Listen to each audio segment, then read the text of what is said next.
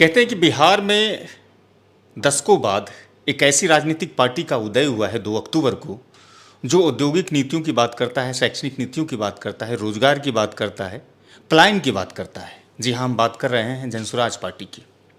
हम सभी जानते हैं कि 2 अक्टूबर को जनसुराज एक राजनीतिक पार्टी के रूप में सबके सामने प्रस्तुत हो गई। कल तक अभियान था, लेकिन अब राजनीतिक पार्टी है। लिहाजा इनसे जुड़े कार्यकर्ता अब सभी राजनीतिक कार्यकर्ता हो गए हैं। एक नाम है भागलपुर में डॉक्टर एच.आई. फर्रुख का। ईएनटी के ऐसे प्रतिष्ठित डॉक्टर हैं जो कि दूर दराज से ही नहीं बल्कि दूसरे प्रदेशों से भी लोग इलाज कराने के लिए आते हैं। चर्चा है कि जनसुराज पार्टी से जुड़े हुए हैं। कुछ राजनीतिक चर्चाएं ये भी तेज है कि चुनाव लड़ने की भी इच्छा जाहिर किए हैं। क्या कुछ है, इस पूरे मामले पर हम बातचीत करेंगे और आपको भी बातचीत सुनाएंगे। सबसे पहले तो सिटी टाइम्स में आपका बहुत बहुत स्वागत है, क्योंकि आप पहली मर्तबा आए हैं साक्षात्कार के लिए। बहुत बहुत शुक्रिया इकराम जी, और साक्षात्कार के लिए बुलाने के लिए। और आपके बारे में भी बहुत सुना है, आपके बहुत इंटरव्यू भी देखे हैं, और मैं आपकी बातों से, आपके सोच से मैं काफ़ी मुतासिर भी हूँ। प्रशांत किशोर ने 2 अक्टूबर को एक राजनीतिक पार्टी बना ली, जनसुराज पार्टी। कल तक अभियान था, अब एक राजनीतिक पार्टी हो गई है।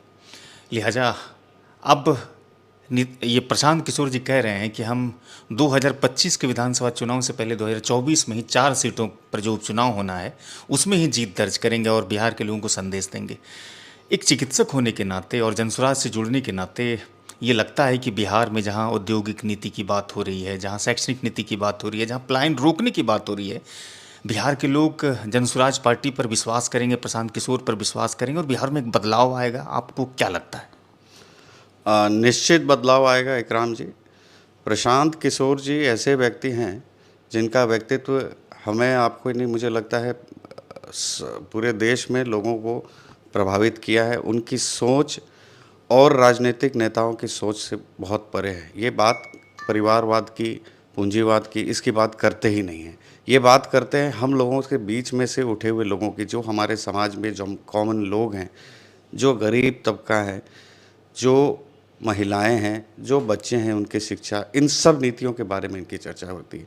इन्होंने कभी भी आज तक, आप, मुझे मालूम है कि आप इनको काफ़ी फॉलो करते हैं और आपने देखा भी होगा, इन्होंने कभी परिवारवाद के बारे में बात ही नहीं की, और न कभी अभी जो ये जनस्वराज की मुहिम चल रही है, पार्टी की स्थापना की, और मैं इनसे मिला भी हूँ 2-3 बार, तो मैंने कभी इनके बातों में, इनके भाषण में, इनके वक्तव्य में ये नहीं सुना कि इन्होंने कभी भी ऐसे लोगों को, ऐसे व्यक्ति को आगे करने की कोशिश की हो जो पहले से ही राजनीतिक, जिनका परिवार राजनीति से जुड़ा हुआ हो।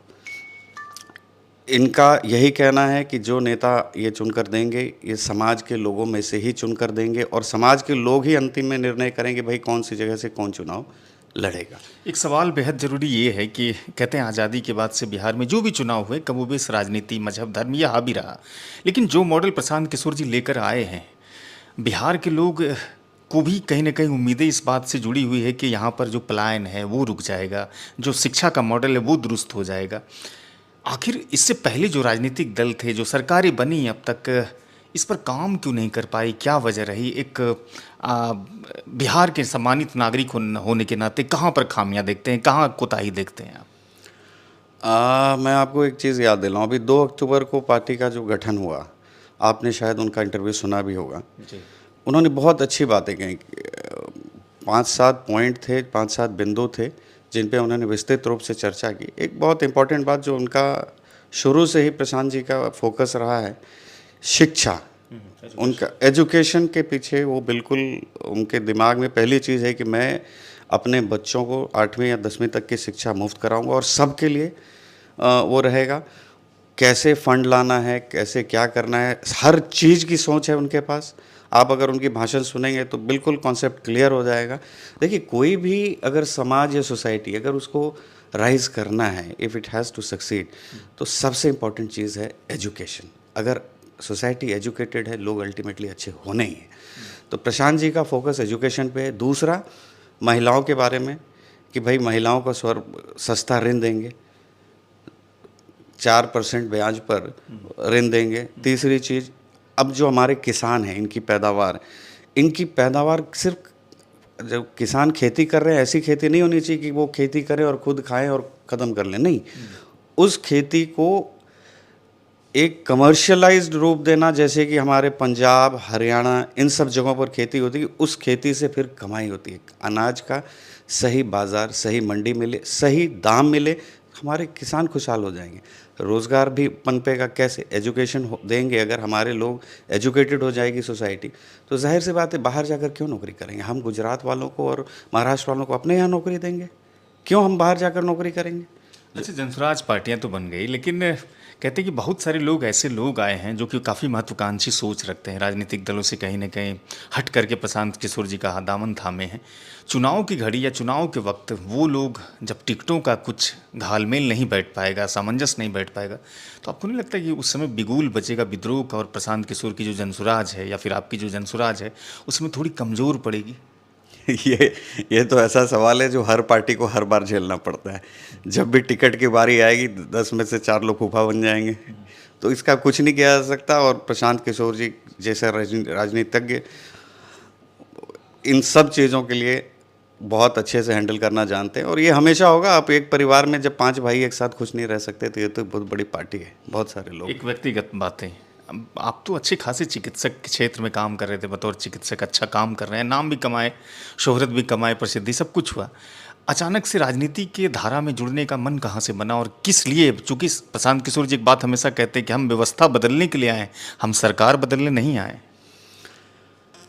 ज़िंदगी में बहुत से ऐसे मोड़ आते हैं इकराम जी, जब आपको कुछ फैसले कड़े लेने पड़ते हैं।